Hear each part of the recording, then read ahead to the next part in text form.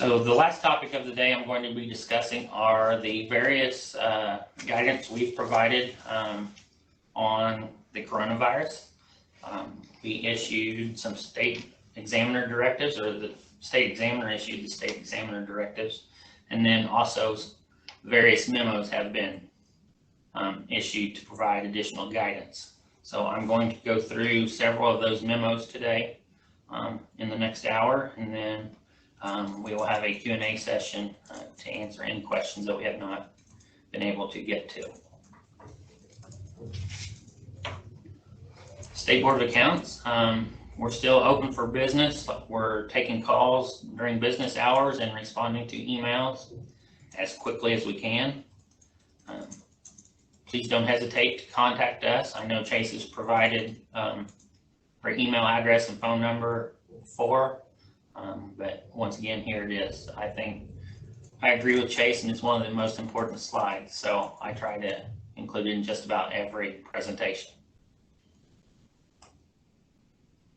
Like I said, we provided guidance through memos and state examiner directives, and I'm going to get ready to go through several of those. So I've included a link to our website, which has each of these memos on the front page there. And basically, I'm going to go through each of the memos listed here, and I have included the date that each of these memos were released. This is another list of some additional memos that we've issued during the public health emergency.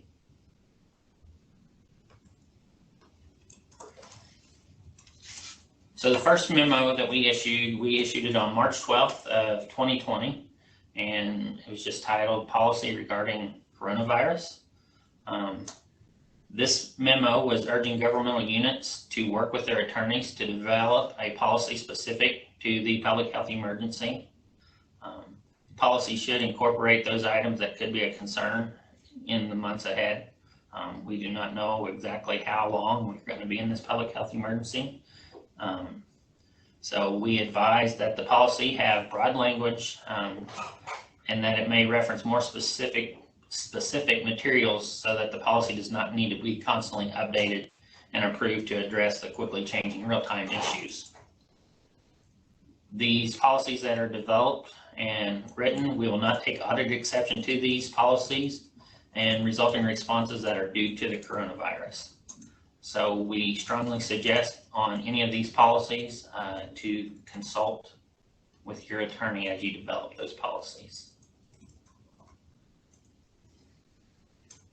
Also included in the memo, IC 514 1.55D provides for emergency meetings as they become necessary. Time requirements for posting doesn't apply.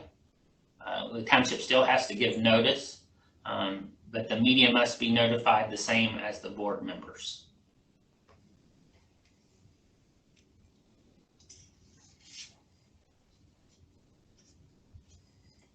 As you can see, we've been busy providing various memos. On March 16th of 2020, we provided another memo for items to consider for the coronavirus. Governing bodies will need to be flexible in their approach. Any guidance that we provide here should be taken in context, and it shouldn't be seen as restrictive. We strongly suggest monitoring and addressing situations as they arise. And once again, governing boards will need to be flexible. Any policies, actions should have in mind to maintain operations of government as normal or near normal as possible, while maintaining the well-being of governmental employees and the public. So we know that policies and procedures had to be changed during this time, but we need to focus on that there is still a service to provide, and we need to be able to provide that service while maintaining the health of all involved.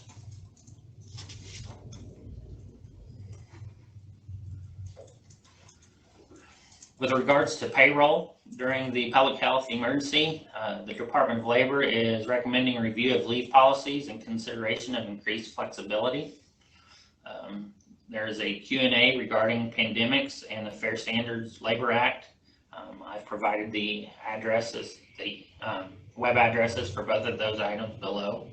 I do want to note the specific website has been made available for the coronavirus pandemic, and part of the flexibility is considering what work might be done remotely from home and what will require work from the office in order to conduct the business.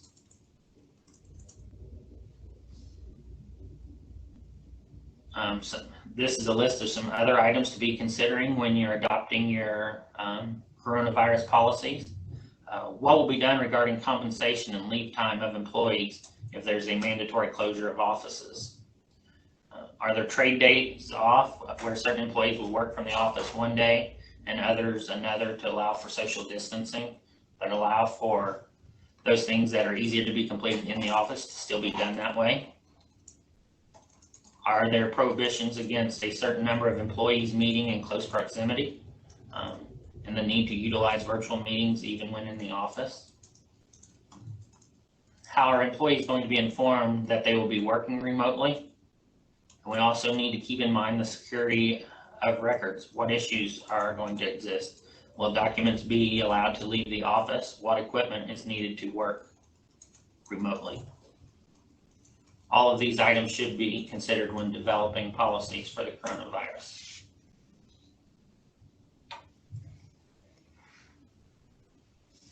What if an employee can't work at home? What is the policy on how employees will be paid? The State Board of Accounts will not take audit exception to extension of paid leave time that is in accordance with allowable approved policies, actions, and provisions. Next item is very important. Make sure you're tracking any costs that are associated with the coronavirus and COVID-19. As more and more grants come available, there may be opportunities to be reimbursed by for those expenses. So make sure you're tracking those costs separately.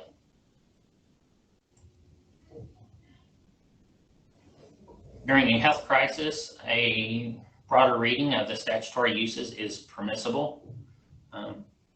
We have came to the audit position that we will not take audit exception if executive orders are followed, policies are adopted in a public meeting to approve expenditures. Has legal opinions been documented? Make sure you document any legal opinions provided by your attorney. The policies adopted need to explain that the need is to address the economic effects during the public health crisis.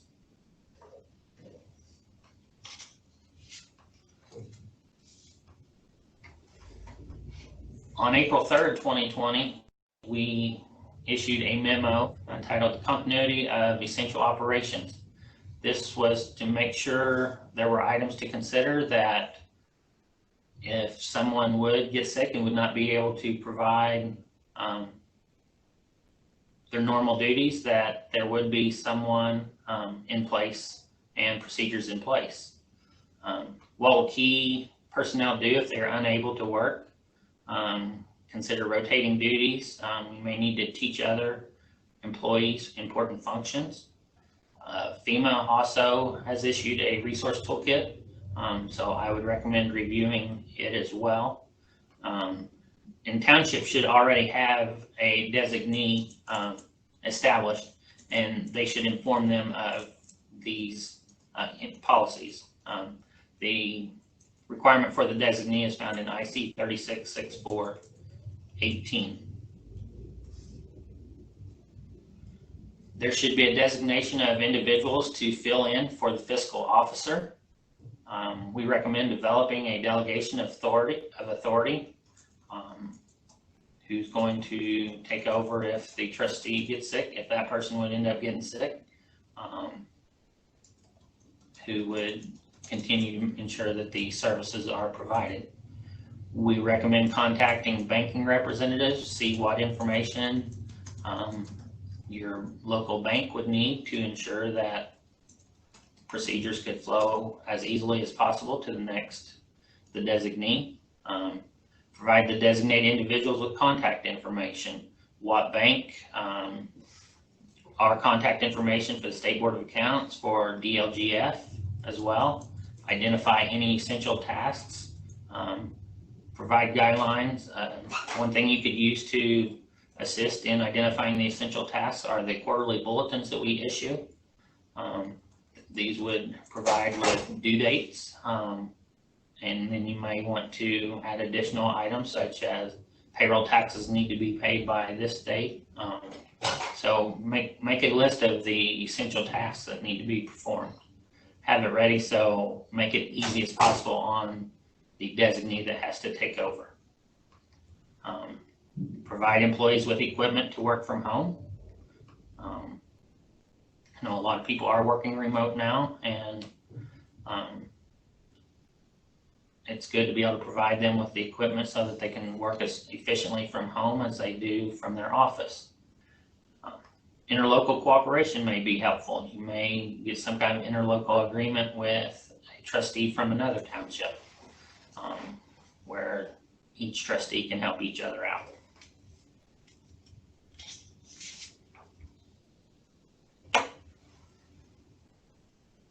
We issued a memo titled Temporary Transfer of Funds on April 9th of 2020.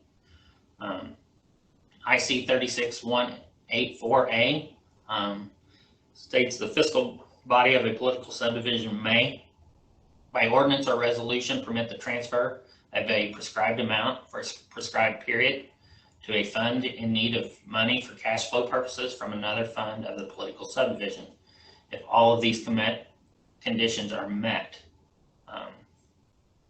It must be necessary to borrow money to enhance the fund that is in need of the money for cash flow purposes.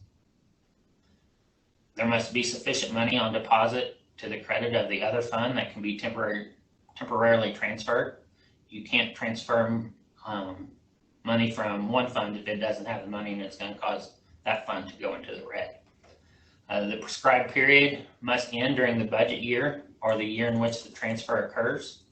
So if you have done a temporary transfer of funds during 2020, the prescribed period must end by 12/31 of 2020. The amount transferred must be returned to the other fund at the end of the prescribed period. And only revenues derived from the levying and collection of property taxes or special taxes or from operation of the political subdivision may be included in the amount transferred. So I know a lot of people were concerned with this tax draw with the delay in adding penalties, that a lot of people may pay their property taxes later in the year and they would not have their normal tax draw, and they thought there may be some cash flow issues. This is one way that you can meet those needs for temporary cash flow purposes.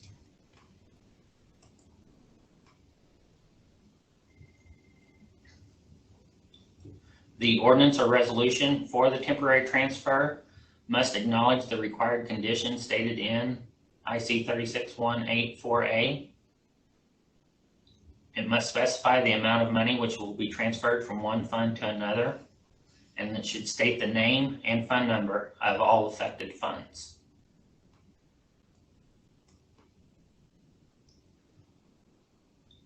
If the transfer cannot be paid back by the end of the year, IC 36184B provides for an extension of repayment. The township must pass an ordinance or resolution that contains the following. There must be a statement that the fiscal body has determined that an emergency exists. There should be a brief description of the grounds of the emergency. The date the loan will be repaid that is not more than 6 months beyond the budget year in which the transfer occurred. So say you had your temporary transfer in 2020, you can't repay that by 12/31 of 2020. It can only go 6 months into 2021 before it must be repaid. This resolution or ordinance must be immediately forwarded to the State Board of Accounts and the Department of Local Government Finance.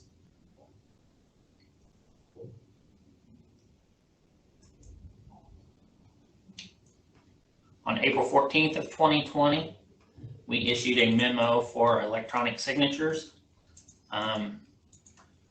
It allows to adjust the signature process from handwritten signatures to electronic signatures. Most electronic signatures are generally controlled by IC 2628, known as the Uniform Electronic Transactions Act. State Board of Accounts will not take audit exception with electronic signatures as long as the corresponding procedures comply with the relevant parameters set out in the Indiana Code. And the unit should have adequate internal controls in place to ensure the electronic signature is created by the person whose name appears on the document, or in the alternative, the person who has legal authority to sign the document on the elected official's behalf. If more than one elected official's signature is required on the document, this would still be the case.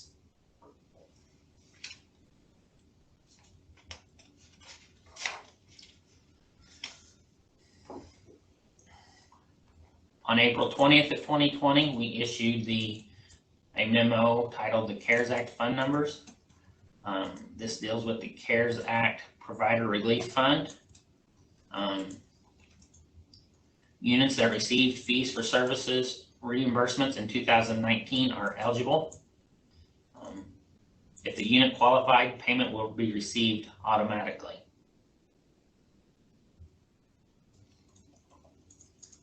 The funds may be wired directly into your bank account without any accompanying paperwork or notice. If you have an unidentified deposit in your bank account, please contact the bank for information on the source of the funds. It is our understanding that the automatic payments from the Provider Relief Fund will come via Optum Bank with a description of HHS payment as the payment description.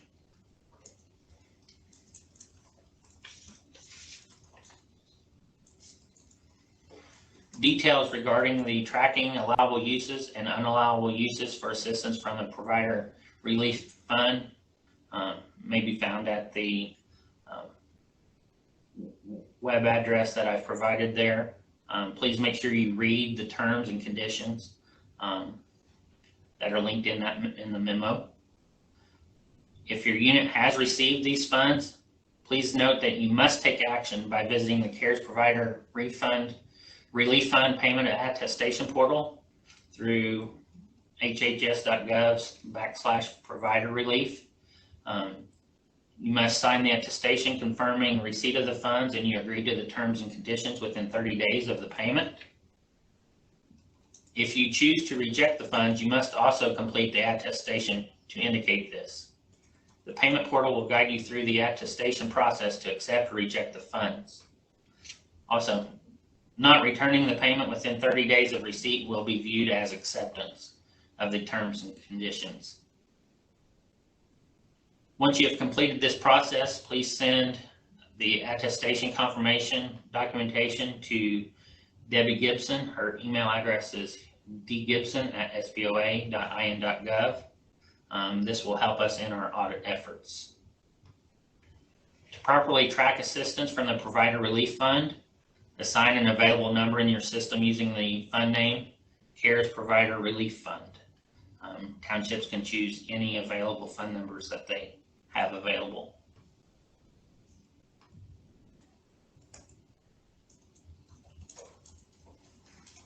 So I touched on this a little bit when I was going through the enhanced regulatory presentation, but I wanted to touch on it here as well in case everybody wasn't able to view that presentation.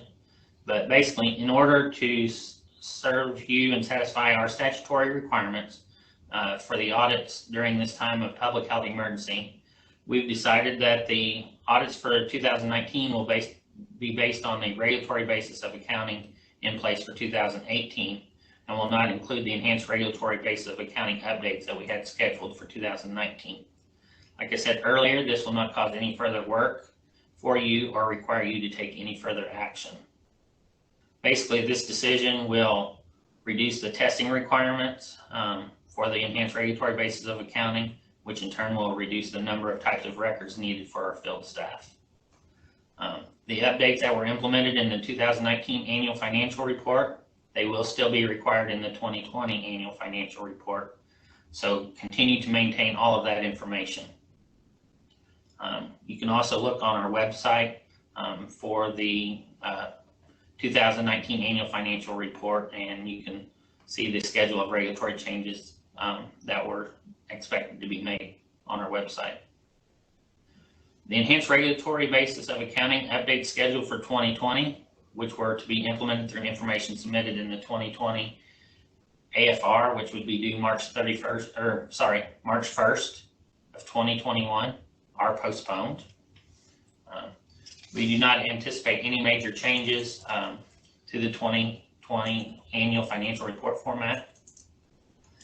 We regret that we have to delay the implementations of the enhanced regulatory basis. However, due to all of the circumstances, including the need to limit physical interaction and maximize remote operations, we've determined that now is not the best time to implement these changes. So this was just a memo providing you a detail of all of the delays in the enhanced regulatory reporting.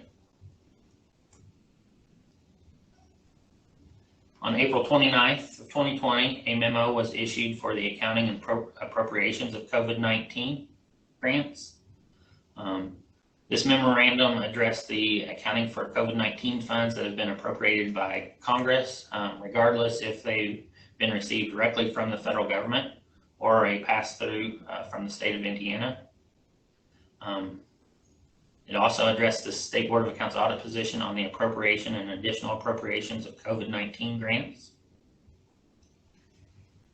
Assistance provided as a result of a national or state disaster or emergency should be receipted into a separate fund. State Board of Accounts will not take audit exception to establishing such a fund without the adoption of an ordinance. A separate fund should be established for each separately identified assistance provided.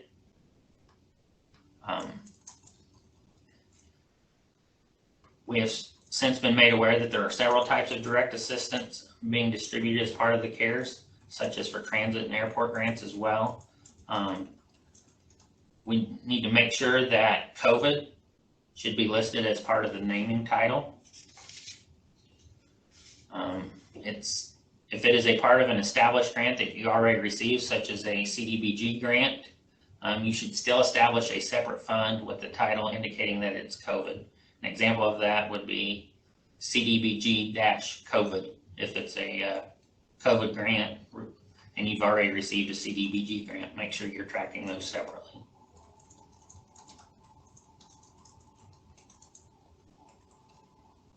We also issued a memo on recent fraud schemes. It was issued on May 11th of 2020. Even during a worldwide public health emergency, there's fraudsters and scammers that are still working to try and get your money. We were made of a fraudulent check scheme being created using bank account information and banking routing numbers. Review bank account information frequently in your bank statement monthly and verify that all of your recorded deposits are credited to your account and all withdrawals from your account are transactions that trace to the checks prepared by your office or electronic fund transfers that you have authorized. By doing this, you can identify any fraudulent activity on your account, as well as any potential bank errors as early as possible. Oftentimes, if unauthorized payments from a bank account are brought to the attention of the bank in a timely manner, the bank will replace the amount that was stolen. However, if you're not reviewing your bank account activity frequently or reconciling monthly, you would not be aware of these fraudulent transactions, and the delay in reporting them to the bank may make it more difficult to get the bank to restore the funds to the bank account.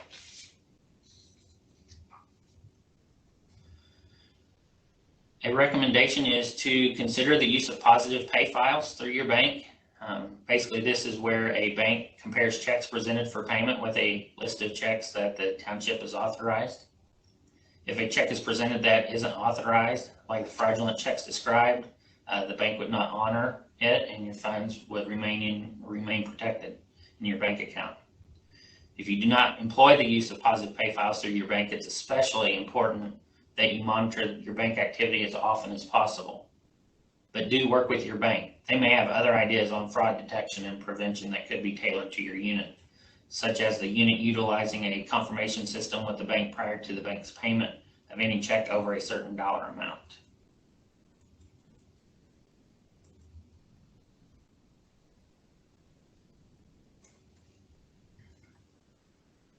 I'm going to discuss one of the state examiner directives. It's 2020-2.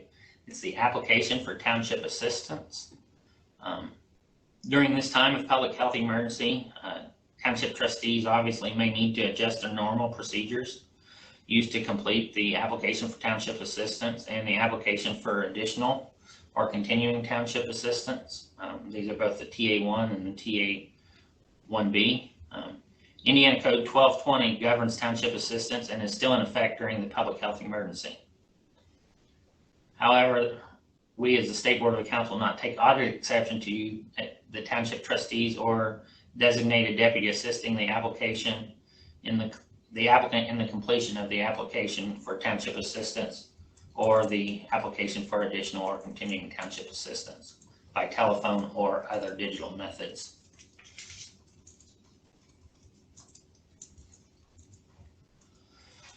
During the time of the public health emergency,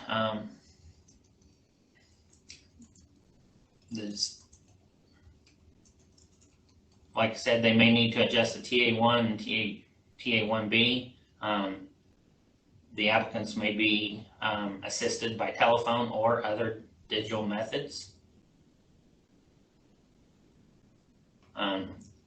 We also provided alternative procedures regarding signature lines on the application for township assistance. We noted in this memo that we would not take exception to the following alternative procedures regarding applicant signature lines on the application for the notice of public law and the affidavit. If the applicant cannot provide a signature or electronic confirmation that the applicant has read the notice of public law or the affidavit, there's certain guidance that the person that is reading that to them, the trustee or the deputy, may sign off that they have read those and that they have received an affirmation from those applicants on those, and the person that is assisting the township applicant for township assistance must sign and affix his or her signature to the statement.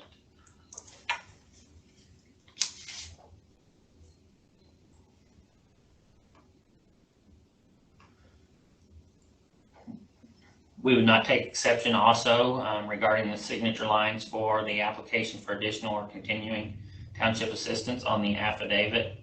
Basically, if the applicant cannot provide a signature on the lines or an electronic confirmation of the certification required in the affidavit section, the trustee or the designated deputy may read the affidavit to the applicant by telephone, and the township trustee or designated deputy must receive an affirmative answer from the applicant for each certification, and then the township trustee or the deputy must indicate on the signature applicant line that they affirmed each statement contained within the application, and then the trustee or the deputy should affix his or her signature to that statement.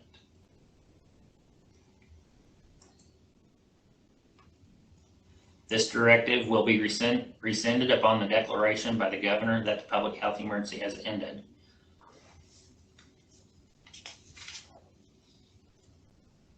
For a copy of the modified application, I believe you can go to the ITA website. They have it on their front page where it's available to everyone, and you can click on the link there and you can download the modified application.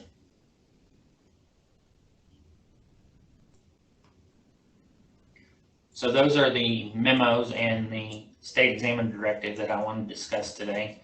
I'm going to just provide some more information, some additional guidance that we have included on our website from the various agencies. DLGF has provided some info on coronavirus information as well that we have thought was very pertinent to units, so we have included their memos as well.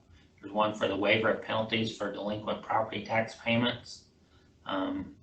There's a COVID-19 and executive orders FAQ There's more items for cash flow solutions, more than just the memo for temporary transfers. There's other solutions that can be followed there that they provide guidance on. Provide some guidance for public meetings and hearings, as well as guidance on additional appropriations during the public health emergency. The Public Access Counselor, they've updated their emergency guidance on public access laws. We have added a link to our website for it as well if you would like to review it. There's also an FAQ regarding COVID-19 and public access laws from the Public Access Counselor that we've included as well. Some of the governor executive orders, we try to review the governor executive orders and those that apply to local government. We have tried to include those executive orders on our website as well. And there's also a link from the federal government on CARES Act information for state, local, and tribal governments. So in conclusion here on these memos, these are the items that I want you to take from discussing these memos today. Make sure we keep monitoring these processes. Everything is still fluid, so make sure we stay on top of our day-to-day operations, and definitely work with your attorneys on all of these items when you're considering any document, any policies or actions, and make sure those policies or actions that are developed, make sure that they are in writing. So I don't know if we have very many questions here, but those are a lot of the items that I considered important from each of the memos. Like I said, there may be a couple memos on our website that I did not discuss. If you have questions on those, feel free to contact us and we can discuss those further as well. Once again, here's our contact information for Chase and myself, our email address, and our phone number to get in contact with us.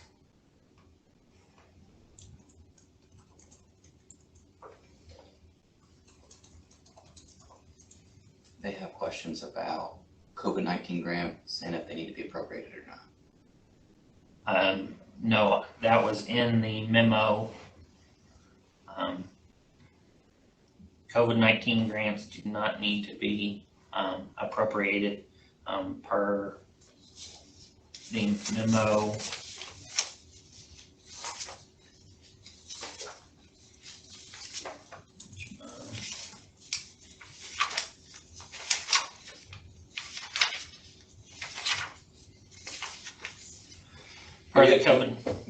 Per the COVID-19 grant memo that we issued on April 29th of 2020. Basically, that was the grant where we would not take exception to establishing these funds without adoption of an ordinance. Basically, the separate fund should be established, but we did not require an additional appropriation for those funds. And I have another question. Actually, we answered that verbally. I think all of the questions that you submitted are answered. So if we missed one of your questions, feel free to resubmit it to us. Is that all you have for your presentation? That's all I have for the, so it looks like we finished a little early.